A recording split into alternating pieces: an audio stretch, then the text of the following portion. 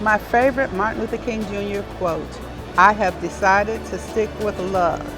Hate is too difficult a burden to bear." Dr. Alveda King, it's so awesome to see you again and have you on InGrace again. It is wonderful to be back in grace, and we need the grace of God now more than we ever have. So I thank you. I do want to share this, and I've been sharing it here at NRB. Okay. So some of us may be concerned about our numbers on social media or which TV station is going to call us and all of that. But did you notice everybody in this room, as we look around, everyone in this room has a reach of at least 1,000 people a month. Everybody in this room, no matter who they are. Someone like you, hundreds of thousands, into the millions, and you're international and you're global. My reach is pretty decent. So we've been saying Satan is the prince of the power of the air. And that is a title that Satan has. Exactly. Jesus spoiled principality, made an open show of that. And so all of this, all the airwaves belong to us because Jesus has given us the keys to the kingdom. So the airwaves, sir, belong to us. And I just wanted to say thank you for letting me come into the airwaves with you. I wanted to say that. Listen, Alveda, you're an inspiration. Thank you. The first time I met you, and I'd been watching you a long time, Fox News, and just your history and your story was so powerful the last time we sat down in Atlanta a couple of years ago. Yeah. But I've gotten older, but you haven't. You've gotten younger. Well, what happens is so amazing. I decided age is really just a number. So somebody asked me the other day, because a lot of times I'm cartooning my image now. And the cartoons take away the wrinkles and all of that. And they say, "Do you not like how you look?" I said, "I'm happy with me, but I want to give a message that people will remember the gospel of Jesus Christ, not how I look or how I sound or anything like that." So I'm really very happy at the age of 72, and I'm still creating and doing. I wanted to ask you a question. I know you're interviewing me. How often do you go to Israel? We tour once a year with people, with friends. Okay. Your friend, Catherine Davis. Catherine went with Davis, us. most recently. We had a wonderful time with her. And then we go another time to film, so a couple times a year. That is amazing. And I understand that you have a grandchild, and you still find time to be with your family. Yes. All of that is so important. Yes. And it's important for us in these days. And that's why when I see all the work you do, and I'm looking at your brand and your work, it gives people hope. And so no matter how dark things might seem, you're overcoming evil with good. You're doing something that gives people hope. You're teaching people in every generation down to your little grandbaby. And so as long as we're doing that, we really do have to teach in every generation, every decade, and on every platform, whatever our platforms are. You have a huge reach, and you are able to talk to a lot of people. But you did mention that everybody has a reach. And Everybody does. If it's 10 or 1,000, whatever it is, let's use that platform for God's glory. Yes. We don't all have to be, we can't all be Billy Grahams but my dad used to say that we had a really faithful janitor in our church. He's just faithful. Always took care of stuff and just did such a great job. But he was not able to talk to people. But my dad said he's probably going to be ahead of me in heaven because of his faithfulness. He very likely what God could has be. Given. Yeah. In your song, "Thank You for Giving to the Lord," and somebody in the song, the person gets to heaven and they look and there's this long line.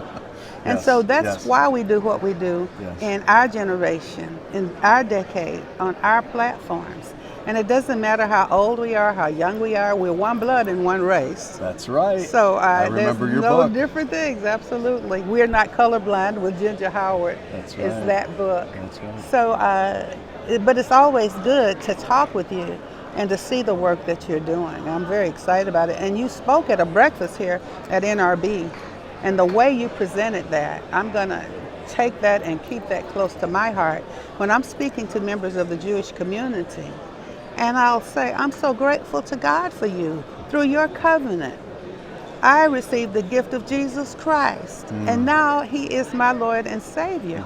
So I'm so grateful. So we should not be arguing with any community of faith. We should love God, and for those of us who've accepted Jesus Christ as our Lord and Savior, that's a blessing. Yes. And for those who yet will, that's also a blessing. Now, you're doing a lot of stuff. You're in your early 70s, and you said it, not me, okay? It's a good time. Just so you It's a good time. Just so everyone knows, I would never spoil that for a woman. Yeah. But you're still very busy. You're singing, right? You're doing other things? Well, we're producing at alvedaking.com. That's my website. Music, books, information. We're working on a curriculum at Speak for Life for young people to defend themselves in the classrooms so that they won't be punished for their worldview. So we're doing quite a bit of work. Most recently, a couple of years ago now, actually, Kathy Lee Gifford, who is Jewish, by the way, and I did a song called Your Way, Yahweh. And we recorded it, and there's on YouTube, there's the making of. So we're using everything at our fingertips to glorify God in the earth, to love Jesus Christ, and to teach people that Holy Spirit is not just a name or something. Holy Spirit is real. So we are just taking all of that and bringing it to the people. Since you're the niece of Martin Luther King Jr., what would he say if he were here today and saw our world that we're living in? What do you think he would think about it? What do you think he would say? My favorite Martin Luther King Jr. quote, "I have decided to stick with love. Hate is too difficult a burden to bear." So my granddaddy, Martin Luther King Sr., Reverend Dr. Martin Luther King Sr., my daddy, Reverend A.D. King, my uncle, Reverend Dr. Martin Luther King Jr., my mother, my grandmother, our whole family legacy. We believe that we can conquer any problem that we have if we look at it through the lens of the Word of God and then with faith, hope, and love. So my uncle would say, well, he did say, another favorite quote, we must learn to live together as brothers. I added as sisters, or perish together as fools. So he didn't say neighbors or cousins or aliens. He said brothers and for me, sisters. So I believe that if we can approach everything, whether it's political, social, all these debates over whether life is sacred or not in the womb, of course it is, transgender surgeries of minors, all of those are major questions and issues today. But if we can get to the Word of God with compassion, That's it. I believe that we can bring some solutions. It's going to be 60 years from his famous speech, I Have a Dream. This year in August. You were a young girl. Do you remember that? I was not quite, I was a young woman. Okay. Actually, because I was married the very next year after my uncle was killed. He was killed in '68. He was shot. My daddy, his brother, was choked and thrown in a swimming pool. Same movement. They worked together, went to jail together, finally died together. Their mother was shot in the early 1970s, Alveda King, playing the organ at church. So yes, I remember. I got married in 1969, and so had my first child in 1970. So I do remember those times. I marched and I went to jail. Catherine Davis and I went back to Selma for life not long ago, and we marched for the babies across the Selma Bridge. So yes, I remember. You're a blessing. Thank you. Thank you so much. Great to see you again. Thank you. And I hope it's not 2 more years until we get to sit down again and chat. It won't be, maybe. We'll see what God the Lord bless you, will do. Alveda. Thank you.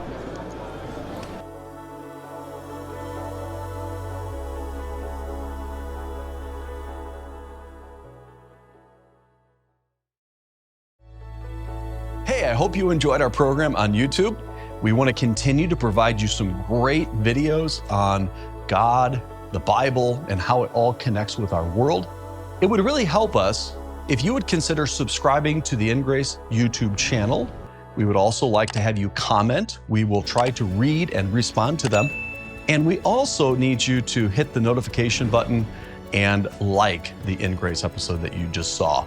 These ways will help more people hear about InGrace and more people hear the gospel of grace.